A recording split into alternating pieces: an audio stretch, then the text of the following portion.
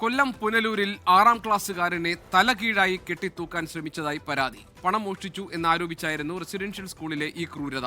പണം എടുത്തില്ലെന്ന് പറഞ്ഞിട്ടും കുട്ടിയെ തലകീഴായി നിർത്തി. കുട്ടിയുടെ മൊഴി രേഖപ്പെടുത്തിയ പുനലൂർ പോലീസ് 2 പേർക്കെതിരെ കേസെടുത്തിട്ടുണ്ട്.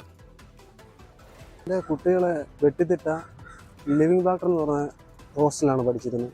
ഇവിടുന്ന് വീട്ടിൽ ചെന്ന് കഴിഞ്ഞപ്പോൾ അവരുടെ വിഷമിച്ചിരിക്കുന്നതുകൊണ്ട് ഞാൻ ചോദിച്ചു എന്ത് പറ്റിയതെന്ന് വെച്ചപ്പോൾ അവർ പറഞ്ഞു, ചാച്ചാ ഹോസ്റ്റലിൽ ഒരു പ്രശ്നം നടന്നു, അവിടെ പാചകത്തിന് നിൽക്കുന്ന ഒരു ചേട്ടൻ്റെ 500 രൂപ മിസ്സായി, അത് എൻ്റെ ഇളയ മോനെ അവനെ എടുത്തതെന്നും പറഞ്ഞുകൊണ്ട് അവിടുന്ന് ഇവർ കിടക്കുന്ന റൂമിൽ കൊണ്ടുപോയിട്ട് കാലി കയറ് കെട്ടി ഫാനിൻ്റെ ഹുക്കിനകത്തിട്ടിട്ട് തൂക്കി പകുതി മേളിൽ പിടിച്ചു നിർത്തിയിട്ട് അവനെ ഒത്തിരി അടിച്ചിട്ട് പറഞ്ഞു സത്യം പറയാമെന്ന് പറഞ്ഞു. അവൻ പറഞ്ഞു അങ്ങനെ ചെയ്തിട്ടില്ല. അവൻ കരഞ്ഞു പറഞ്ഞിട്ടും ഇവർ കേട്ടില്ല. പകുതിക്ക് കൊണ്ടത് നേരെ കുഞ്ഞിനെ താഴ്ത്തിട്ടു. കൊച്ചിൻ്റെ ദേഹത്ത് കാലി കെട്ടി കയറിൻ്റെ പാടുണ്ടായിരുന്നു, പിന്നെ പുറത്ത് പാടുണ്ട്, പിന്നെ ഇവിടെ ഇങ്ങനെ അടിച്ച പാടുണ്ട്. നീ വീട്ടിൽ ചെന്ന് നിൻ്റെ അച്ഛൻ്റെ അമ്മയടുത്ത് പറഞ്ഞാലും നിൻ്റെ അച്ഛനും അമ്മയൊന്നും എന്നെ ഒന്നും ചെയ്യത്തില്ല, നിങ്ങൾ പോയിട്ട് ഞാൻ തിരിച്ചു വരത്തില്ല, ഇതിൻ്റെ ബാക്കി എന്താ ഞാൻ തരാമെന്നാണ് പറഞ്ഞു.